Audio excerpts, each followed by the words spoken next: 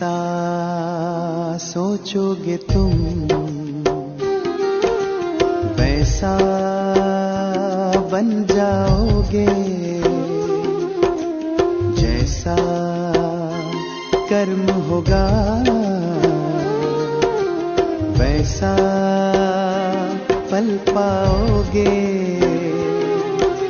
श्रेष्ठ कर्म का आधार है खुद का कर लो दर्शन, यही जीवन का सार है, यही जीवन का सार है।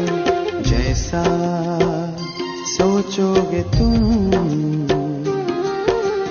वैसा बन जाओगे, जैसा कर्म होगा वैसा फल पाओगे।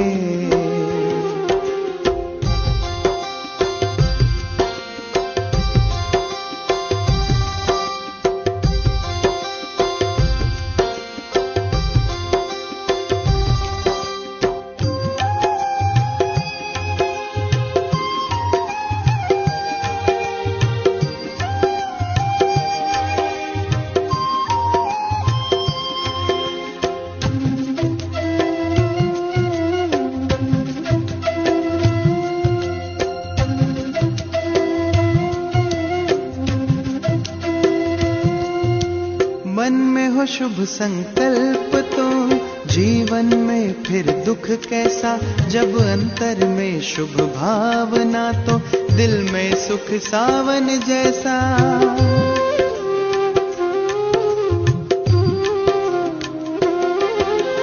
हार कर जो ना हारे जीत उसी की होती है, घनघोर अंधेरे में भी जलती जगमग उसकी ज्योति है। जैसा देखोगे तुम वैसा बन जाओगे, जैसा चाहोगे तुम वैसा बन जाओगे।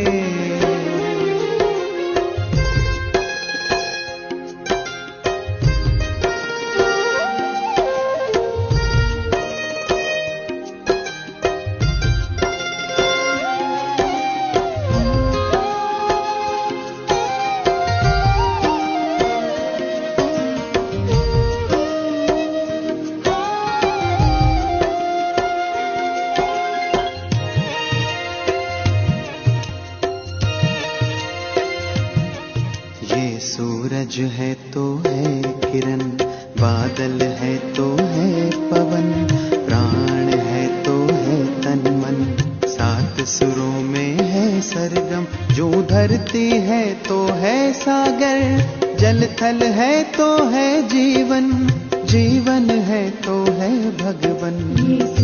भगवान के संग समय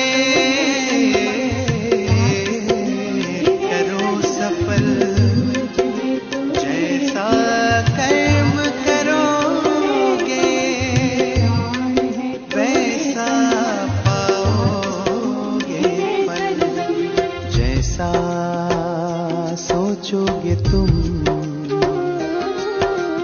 वैसा बन जाओगे, जैसा कर्म होगा वैसा फल पाओगे। श्रेष्ठ कर्म का आधार है खुद का कर लो दर्शन, यही जीवन का सार है, यही जीवन का सार है।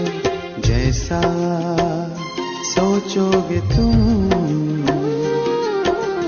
वैसा बन जाओगे, जैसा कर्म होगा वैसा फल पाओगे। जैसा सोचोगे तुम वैसा बन जाओगे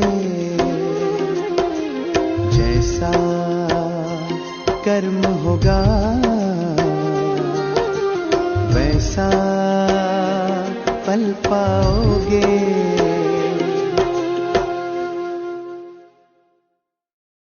ओम शांति। जब मन बुद्धि को चारों ओर से निवृत्त कर दिल से हम कहते हैं कि मैं बाबा की हूँ, तो ये स्मृति आते ही मन समर्पित हो जाता है, सब बातों से चिंताओं से मुक्त बेफिक्र हो जाता है। और जब मन बुद्धि क्लीन और क्लियर होता है तो बाबा की आवाज़ कि बच्चे मैं तुम्हारा हूँ, ये बहुत ही स्पष्ट सुनाई देती है। और इस आवाज़ के साथ बाबा की सब प्रॉपर्टी के हम अधिकारी बन जाते हैं, जिससे अंतर का सारा खालीपन दूर हो जाता है।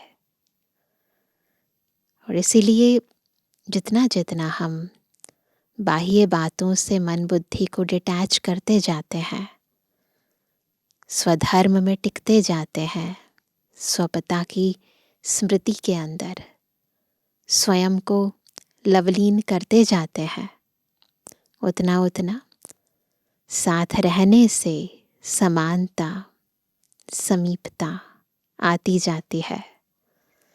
और हम इस देह और दुनिया में रहते भी अव्यक्त वतनवासी फरिश्ते समान बनते जाते हैं। तो मैं समझती हूँ सभी भाई बहनें इस अव्यक्त मास में स्मृति सुसमर्थी भव का बाबा से वरदान लेते हुए अपनी स्थिति को ऊंचा कर रहे हैं, पुरुषार्थ कर रहे हैं। और रोज़ की वाणियाँ भी हमारी इस स्थिति को श्रेष्ठ बनाने में सहयोगी बनती हैं। आज की मुरली भी हमें कुछ ऐसे ही ईश्वरीय वरदान, ईश्वरीय समझानी दे रही है। सुनते हैं प्यारे बाबा के मधुर महावाक्य। आज है 5 जनवरी सन 2026। बाबा के मधुर महावाक्य हैं, मीठे बच्चे, बाप की श्रीमत से तुम मनुष्य से देवता बनते हो। गीता का ज्ञान और राजयोग तुम्हें संपूर्ण पावन बना देता है। प्रश्न है, सतयुग में हर चीज अच्छे ते अच्छी सतु प्रधान होती है, क्यों? उत्तर है, क्योंकि वहाँ मनुष्य सतु प्रधान है। जब मनुष्य अच्छे हैं तो सामग्री भी अच्छी है, और मनुष्य बुरे हैं तो सामग्री भी नुकसान कारक है। यही समझना है कि हमसे ये जहान बनता है ना। हम हैं मास्टर क्रिएटर। सतु प्रधान सृष्टि में कोई भी वस्तु अप्राप्त नहीं है, कुछ भी कहीं से मांगना नहीं पड़ता। ओम शांति। बाबा इस शरीर द्वारा समझाते हैं, इनको जीव कहा जाता, इनमें आत्मा भी है, और तुम बच्चे जानते हो परमपिता परमात्मा भी इनमें है। साकार मुरली है, और इसीलिए बाबा बहुत क्लैरिटी से समझा रहे हैं। यह तो पहले पहले पक्का होना चाहिए, इसलिए इनको दादा भी कहते हैं। यह तो बच्चों को निश्चय है, इस निश्चय में ही रमण करना है। साकार बाबा के टाइम कईयों को संशय होता था, पर अव्यक्त हो जाने के बाद ज्ञान और ज़्यादा क्लियर हो गया। समझते हैं सब बच्चे कि कैसे शिव बाबा निराकार साकार ब्रह्मा रथ द्वारा हमें पढ़ाते हैं। बरोबर बाबा ने जिसमें पधरामणी की है व अवतार लिया है, उनके लिए बाप खुद कहते हैं, मैं इनके बहुत जन्मों के अंत के भी अंत में आता हूँ। बच्चों को समझाया गया है, यह है सर्वशास्त्र शिरोमणि गीता का ज्ञान। क्या सुन रहे हैं सभी? सर्वशास्त्र शिरोमणि गीता का ज्ञान। श्रीमत अर्थात श्रेष्ठ मत। श्रेष्ठ ते श्रेष्ठ मत है ऊंच ते ऊंच भगवान की। जिसकी श्रीमत से तुम मनुष्य से देवता बनते हो। तुम भ्रष्ट मनुष्य से श्रेष्ठ देवता बनते हो। तुम आते ही इसलिए हो। बाप भी खुद कहते हैं, मैं आता हूँ तुमको श्रेष्ठाचारी निर्विकारी मत वाले देवी देवता बनाने। मनुष्य से देवता बनने का अर्थ भी समझना है। विकारी मनुष्य से निर्विकारी देवता बनाने आते हैं। सतयुग में मनुष्य रहते हैं, परंतु दैवी गुणों वाले। अभी कलयुग में हैं आसुरी गुणों वाले। है सारी मनुष्य सृष्टि, परंतु वह है ईश्वरीय बुद्धि। अंतर कहाँ है? बुद्धि का अंतर है। वह है ईश्वरीय बुद्धि, यह है आसुरी बुद्धि। वहाँ ज्ञान, यहाँ भक्ति। सृष्टि वही है, आत्माएं भी वही है, बुद्धि का फर्क है। ज्ञान और भक्ति अलग अलग है ना। भक्ति की पुस्तक कितनी और ज्ञान की पुस्तक कितनी है। ज्ञान का सागर बाप है। उनका पुस्तक भी तो एक ही होना चाहिए। जो भी धर्म स्थापन करते हैं, उनका पुस्तक एक होना चाहिए। हर धर्म की एक ही तो मूल जो धर्म की किताब है वो एक ही होती है, जिसे धर्म का शास्त्र कह देते हैं। उनको रिलीजियस बुक कहा जाता है। पहला रिलीजियस बुक है गीता, श्रीमद् भगवत गीता। यह भी बच्चे जानते हैं, पहला आदि सनातन देवी देवता धर्म है, न कि हिंदू धर्म। मनुष्य समझते हैं गीता से हिंदू धर्म स्थापन हुआ और गीता गाई है श्री कृष्ण ने, ऐसे ही समझते हैं ना। कोई से पूछो तो कहेंगे परंपरा से यह श्री कृष्ण ने गाई है। कोई शास्त्र में शिव भगवानुवाच है नहीं। श्रीमद् श्री कृष्ण भगवानुवाच लिख दिया है। जो गीता पढ़े होंगे उनको सहज समझ में आएगा।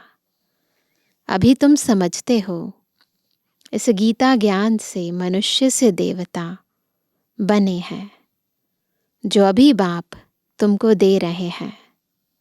राजयोग सिखा रहे हैं, पवित्रता भी सिखा रहे हैं। काम महाशत्रु है, इस द्वारा ही तुमने हार खाई है। अब फिर उन पर जीत पाने से तुम जगत जीत अर्थात विश्व का मालिक बन जाते हो। यह तो बहुत सहज है। बेहद का बाप बैठ इनके द्वारा तुमको पढ़ाते हैं। वह है सभी आत्माओं का बाप। यह फिर है बेहद का बाप मनुष्यों का। नाम ही है प्रजापिता ब्रह्मा। तुम कोई से भी पूछेंगे ब्रह्मा के बाप का नाम बताओ, तो क्या करेंगे? तो मूंछ पड़ेंगे, कंफ्यूज हो जाएंगे। ब्रह्मा विष्णु शंकर हैं क्रिएशन। इन तीनों का कोई तो बाप होगा ना। तुम दिखाते हो, इन तीनों का बाप है निराकार शिव। त्रिमूर्ति का चित्र देखा है ना सभी ने। ब्रह्मा विष्णु शंकर को सूक्ष्म वतन के देवताएं दिखलाते हैं। उनके ऊपर है शिव। बच्चे जानते हैं, शिव बाबा के बच्चे जो भी आत्माएं हैं, उनको अपना शरीर तो होगा। वह तो सदैव निराकार परमपिता परमात्मा है, शिव बाबा का शरीर नहीं है। बच्चों को मालूम हुआ है, निराकार परमपिता परमात्मा के हम बच्चे हैं। आत्मा शरीर द्वारा बोलती है, परम पिता परमात्मा। कितनी सहज बातें हैं। इसको कहा जाता है अल्फ बे। पढ़ाते कौन है? गीता का ज्ञान किसने सुनाया? निराकार बाप ने। उन पर कोई ताज आदि है नहीं। वह ज्ञान का सागर बीज रूप चैतन्य है। तुम भी चैतन्य आत्माएं हो ना। सभी झाड़ों के आदि मध्य अंत को तुम जानते हो। भल माली नहीं हो, परंतु समझ सकते हो कैसे बीज डालते हैं, उनसे झाड़ निकलते हैं। एक है दुनिया के अंदर कैसे बीज से झाड़ निकलते हैं, परंतु उसी की भांति मनुष्य सृष्टि रूपी झाड़ के अंदर भी शिव बाबा कैसे ज्ञान का बीज बोते हैं, आत्माओं को कैसे परिवर्तन करते हैं। बाबा कहते हैं, वह तो है जड़ झाड़, यह है चैतन्य। तुम्हारी आत्मा में ज्ञान है और कोई की आत्मा में ज्ञान होता नहीं। बाप चैतन्य मनुष्य सृष्टि का बीज रूप है, तो झाड़ भी मनुष्यों का होगा।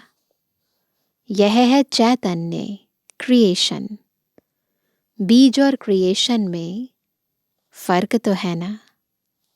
आम का बीज डालने से आम निकलता है, फिर झाड़ कितना बड़ा होता है। वैसे मनुष्य के बीज से मनुष्य कितने फर्टाइल होते हैं। ये मनुष्य सृष्टि रूपी झाड़ बहुत बड़ा है, बहुत ही बड़ा। तो जैसे वो बीज होता है, आम का बीज बोते हैं, गुठली डालते हैं, तो आम का फल इतना बड़े बड़े फल पैदा होते हैं, पेड़ इतना बड़ा हो जाता है। तो वो तो फिर भी हद का है, जड़ है। परंतु यहाँ बाबा जो बीज बोते हैं, उससे मनुष्य सृष्टि कितनी बड़ी हो जाती है। जड़ बीज में कोई ज्ञान नहीं है। वो नहीं सुनाता कि मैं कैसे बड़ा होता हूँ, कैसे पत्ते निकलते हैं। यह तो चैतन्य बीज रूप है। इसलिए शिव बाबा बताते हैं कैसे ये मनुष्य सृष्टि आदि से लेकर अंत होती है। उनमें सारे सृष्टि रूपी झाड़ का ज्ञान है कि कैसे उत्पत्ति, पालना, फिर विनाश होता है। यह बहुत बड़ा झाड़ खलास हो, फिर दूसरा नया झाड़ कैसे खड़ा होता है, सब बताते हैं बाबा। यह है गुप्त। तुमको ज्ञान भी गुप्त मिलता है, बाप भी गुप्त आए हैं। तुम जानते हो यह कलम लग रहा है। अभी तो सब पतित बन गए हैं। अच्छा, बीज से पहले पहले नंबर में जो पत्ता निकला वह कौन था? सतयुग का पहला पत्ता तो श्री कृष्ण को ही कहेंगे, लक्ष्मी नारायण को नहीं। पहले तो बच्चा ही होगा ना, बाद में बड़े होंगे। नया पत्ता छोटा होता है, पीछे बड़ा होता है। तो इस बीज की कितनी महिमा है। यह तो चैतन्य है ना, फिर पत्ते भी निकलते हैं। उन्हों की महिमा तो होती है। अभी तुम देवी देवता बन रहे हो, दैवी गुण धारण कर रहे हो। मूल बात ही यह है कि हमको दैवी गुण धारण करने हैं, इन जैसा बनना है। चित्र भी है, यह चित्र न होते तो बुद्धि में ज्ञान ही नहीं आता। यह चित्र बहुत काम में आते हैं। भक्ति मार्ग में इन चित्रों की भी पूजा होती है और ज्ञान मार्ग में इन चित्रों से तुमको ज्ञान मिलता है कि ऐसा बनना है। श्री लक्ष्मी नारायण का चित्र है ना, भक्ति मार्ग में पूजा करते हैं, परंतु ज्ञान मार्ग में हमारा लक्ष्य बन जाता है। भक्ति मार्ग में ऐसे नहीं समझते कि हमको ऐसा बनना है।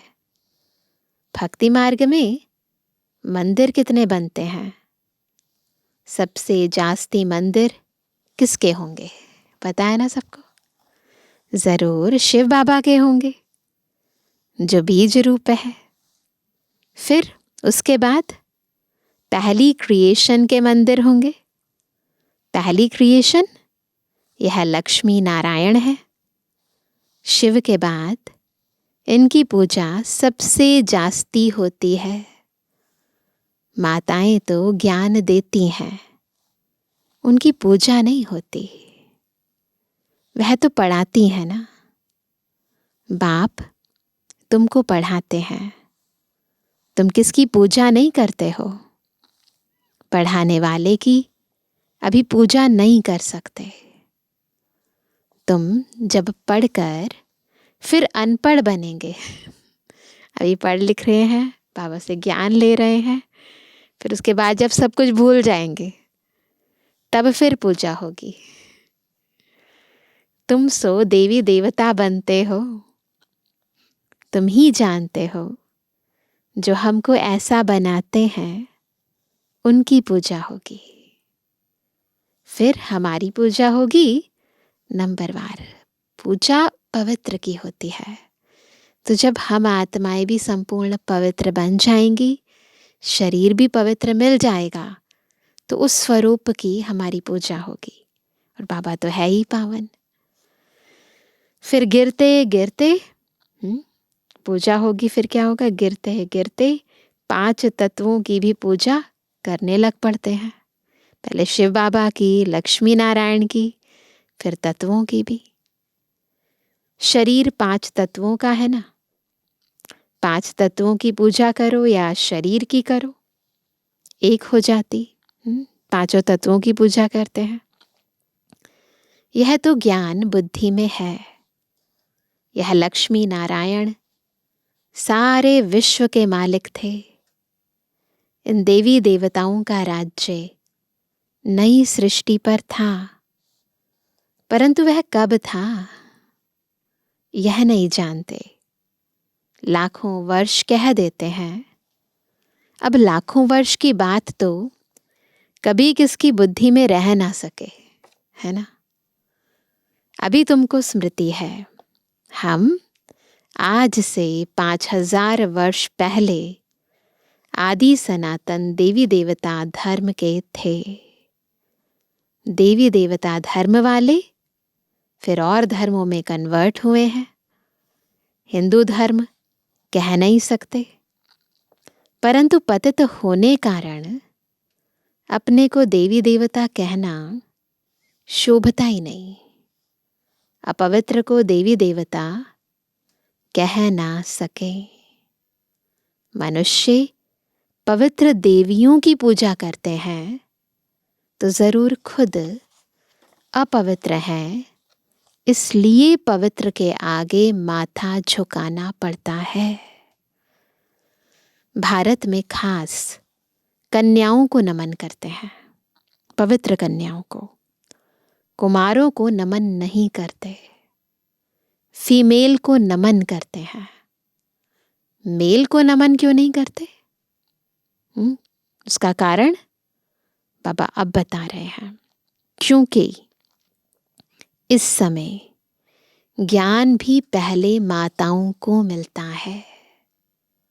बाप इनमें प्रवेश करते हैं, ब्रह्मा बाबा में। यह भी समझते हो बरोबर यह ज्ञान की बड़ी नदी है। ब्रह्मपुत्रा बड़ी नदी है। ज्ञान नदी भी है, फिर पुरुष भी है ना। यह है सबसे बड़ी नदी।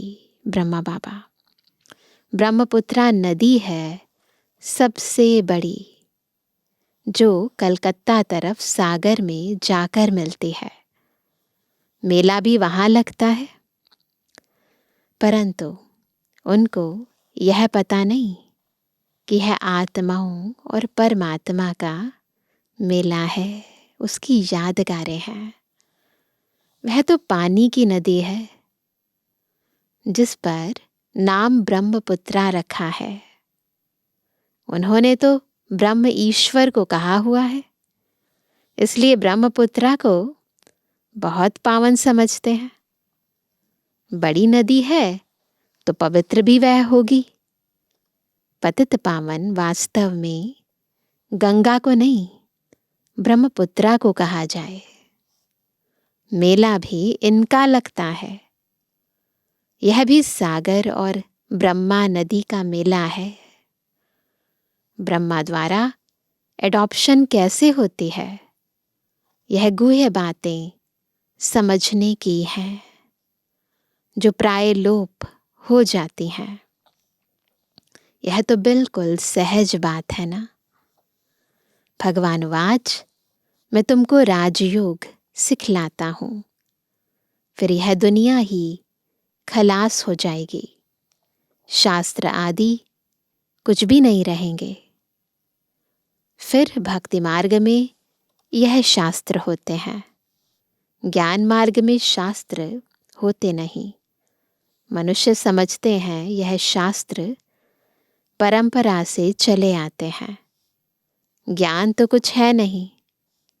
कल्प की आयु ही लाखों वर्ष कह दी है, इसलिए परंपरा कह देते हैं। इनको कहा जाता है अज्ञान अंधियारा।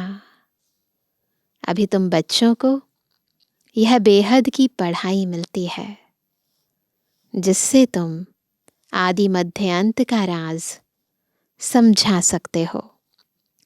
तुमको इन देवी देवताओं की हिस्ट्री ज्योग्राफी का पूरा पता है। यह पवित्र प्रवृत्ति मार्ग वाले पूज्य थे।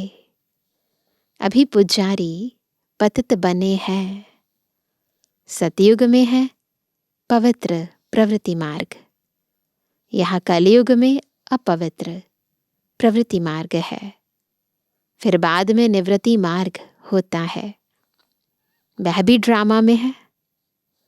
उसको संन्यास धर्म कहा जाता है। घर बार का संन्यास कर जंगल में चले जाते हैं, वह है हद का संन्यास। रहते तो इसी पुरानी दुनिया में ही है ना। अभी तुम समझते हो हम संगम युग पर हैं, फिर नई दुनिया में जाएंगे। तो ये है हमारा बेहद का संन्यास। मन बुद्धि से बिल्कुल डिटैच हुए पड़े हैं। तुमको तिथि तारीख सेकंड सहित सब मालूम है। बाबा ने पूरी डिटेल दे दी है। वह लोग तो कल्प की आयु ही लाखों वर्ष कह देते हैं। इनका पूरा हिसाब निकाल सकते हैं। लाखों वर्ष की तो बात कोई याद भी ना कर सके। अभी तुम समझते हो बाप क्या है, कैसे आते हैं, क्या कर्तव्य करते हैं। तुम सब के ऑक्यूपेशन को, जन्मपत्री को जानते हो। बाबा इतना हमें अपने समान मास्टर नॉलेजफुल बना देते हैं। बाकी झाड़ के पत्ते तो ढेर होते हैं, वह गिनती थोड़ी कर सकते हैं। इतनी सारी आत्माएं हैं ना सृष्टि में। इस बेहद सृष्टि रूपी झाड़ के कितने पत्ते हैं। 5000 वर्ष में इतने करोड़ हैं, तो लाखों वर्ष में कितने अनगिनत मनुष्य हो जाएं। भक्ति मार्ग में दिखाते हैं, लिखा हुआ है सतयुग इतने वर्ष का है, त्रेता इतने वर्ष का है, द्वापर इतने वर्ष का है, अलग अलग बताते हैं सबका। तो बाप बैठ तुम बच्चों को यह सब राज समझाते हैं। आम का बीज देखने से आम का झाड़ सामने आएगा ना। अभी मनुष्य सृष्टि का बीज रूप तुम्हारे सामने है। तुमको बैठ झाड़ का राज समझाते हैं, क्योंकि चैतन्य है। बताते हैं हमारा यह उल्टा झाड़ है। ये कौन बताते हैं? शिव बाबा बताते हैं, जो सारी मनुष्य सृष्टि रूपी इस झाड़ का बीज है। तुम समझा सकते हो जो भी इस दुनिया में है, जड़ व चैतन्य हूबहू रिपीट करेंगे। अभी कितना वृद्धि को पाते रहते हैं, सतयुग में इतना हो नहीं सकता। कहते हैं फलानी चीज ऑस्ट्रेलिया से, जापान से आई। सतयुग में ऑस्ट्रेलिया, जापान आदि थोड़े ही थे क्या? इतनी सारी कंट्रीज नहीं थी। ड्रामानुसार वहाँ की चीज यहाँ आती है। पहले अमेरिका से गेहूं आदि आते थे। सतयुग में कहाँ से आएंगे थोड़ी, जरूरत ही नहीं है। वहाँ तो है ही एक धर्म, सब चीजें भरपूर रहती हैं। यहाँ धर्म वृद्धि को पाते रहते हैं, तो उनके साथ सब चीजें कम होती जाती हैं। सतयुग में कहाँ से मंगाते नहीं हैं। अभी तो देखो कहाँ कहाँ से मंगाते हैं, कितना इंपोर्ट करते हैं। मनुष्य पीछे वृद्धि को पाते गए हैं। सतयुग में तो अप्राप्त कोई वस्तु होती नहीं। वहाँ की हर चीज सत्प्रधान बहुत अच्छी होती है। मनुष्य ही सत्प्रधान है। मनुष्य अच्छे हैं तो सामग्री भी अच्छी है। ऐसे ही होता है। मनुष्य बुरे हैं तो सामग्री भी नुकसानकारक है। तो अब हमें खुद को अच्छे से अच्छा संपूर्ण पवित्र बनाना है। साइंस की मुख्य चीज है एटॉमिक बॉम्ब्स, जिससे इतना सारा विनाश होता है। कैसे बनाते होंगे?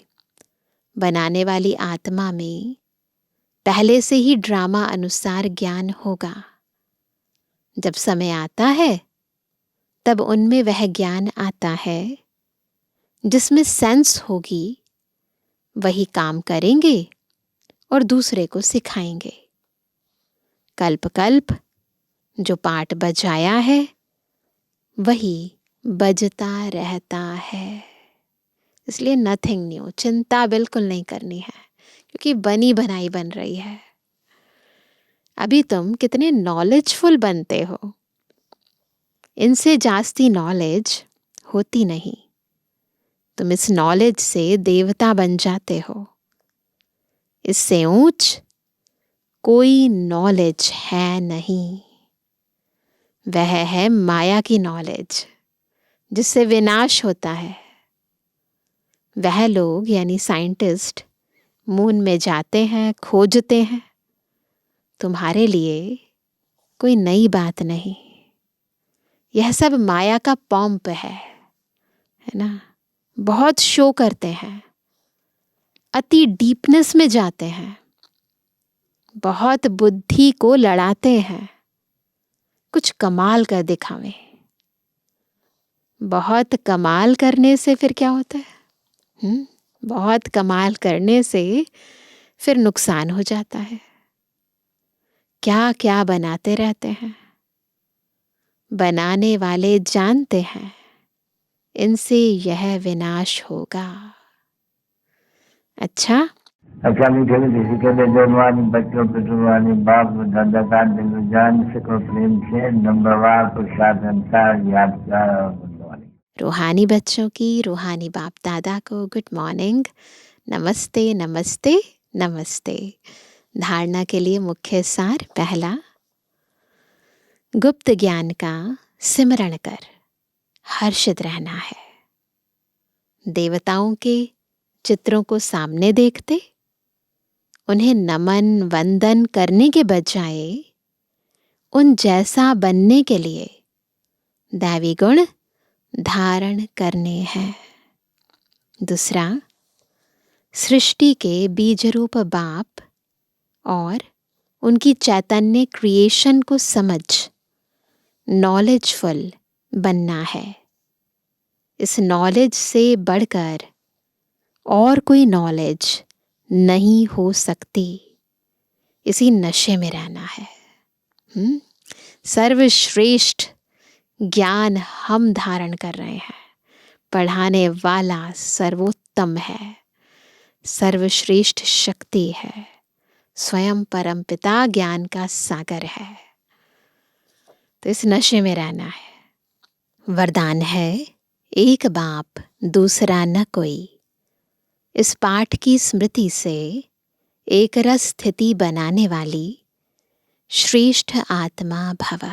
कैसे बनेंगी एक रस स्थिति? कैसे बनेंगे हम श्रेष्ठ आत्मा? जब एक बाप दूसरा ना कोई, ये पाठ स्मृति में रहेगा।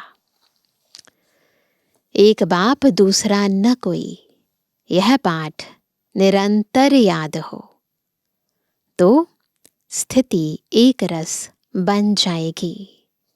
क्योंकि नॉलेज तो सब मिल गई है, अनेक पॉइंट्स हैं, लेकिन पॉइंट्स होते हुए पॉइंट रूप में रहे, यह है उस समय की कमाल जिस समय कोई नीचे खींच रहा हो। कभी बात नीचे खींचेगी, कभी कोई व्यक्ति, कभी कोई चीज, कभी वायुमंडल, यह तो होगा ही। लेकिन सेकंड में यह सब विस्तार समाप्त हो, एक रस स्थिति रहे, तब कहेंगे श्रेष्ठ आत्मा भव के वरदानी। हर चीज जैसे गुरुत्वाकर्षण होती है ना, ये धरती खींचती है, बिल्कुल ऐसे हर चीज हमें नीचे की ओर खींचेगी। बाबा से योग लगाने नहीं देगी, लेकिन हमें इन सब बंधनों को तोड़कर एक की याद में, एक के सर्वश्रेष्ठ आकर्षण में, एक के लव में लीन रहना है। एक बाप दूसरा न कोई, और अपनी स्थिति को एक रस श्रेष्ठ बनाना है।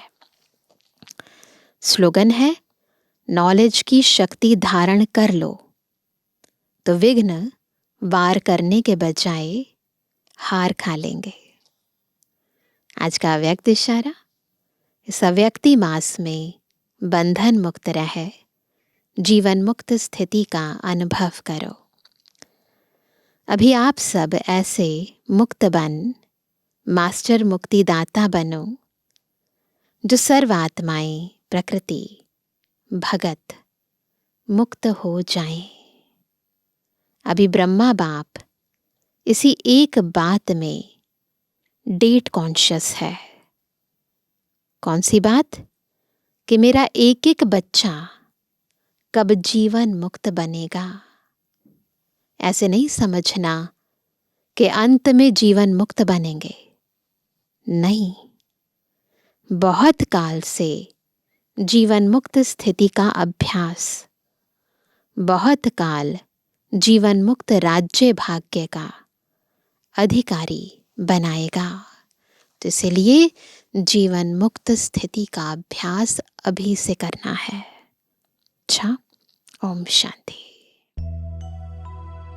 सांसों की माला में जिसकी याद है पिरोई, सांसों की माला में जिसकी याद है पिरोई, मेरे तो शिव बाबा एक, दूसरों न कोई।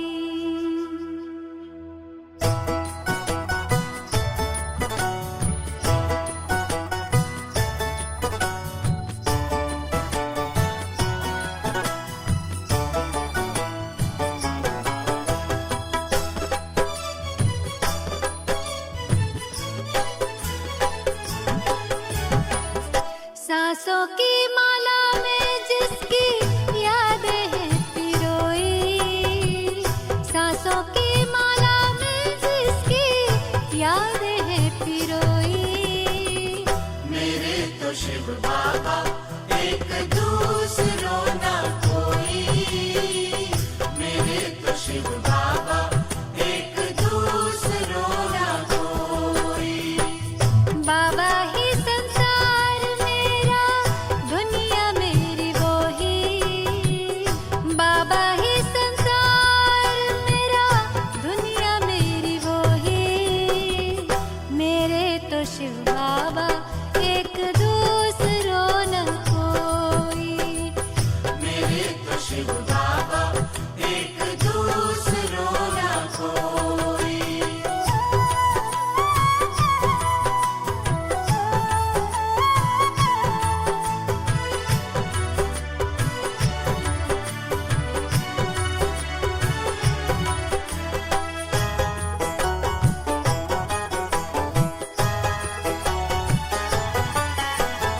एक उसी से दिल का रिश्ता, एक उसी से नाता है।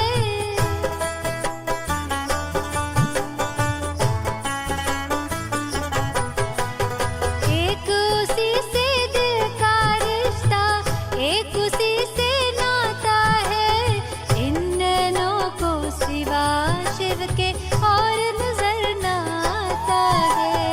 इन नैनों को सिवा शिव के और नजर ना आता है। मात पिता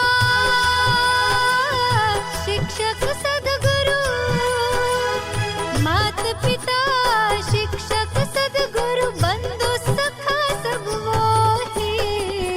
मेरे तो शिव बाबा एक दूसरों न कोई, मेरे तो शिव बाबा एक दूसरों ना कोई।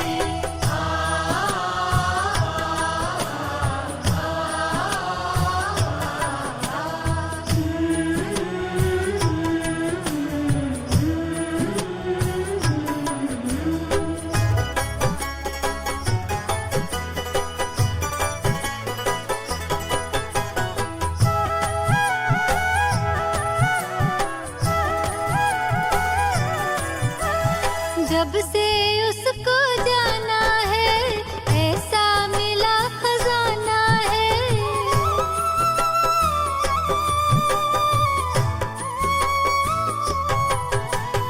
जब से उसको जाना है, ऐसा मिला खजाना है।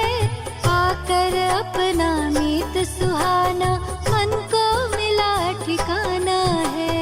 आकर अपना मीत सुहाना, मन को मिला ठिकाना है।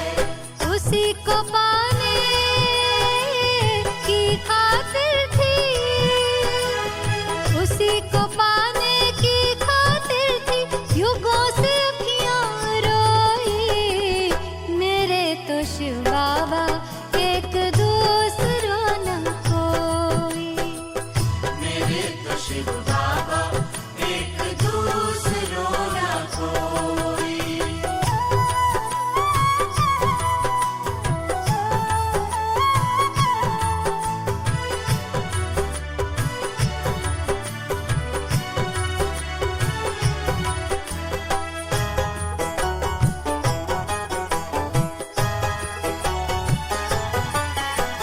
संग उसी के खेलों खाऊं, साथ मेरा सिर जाऊं।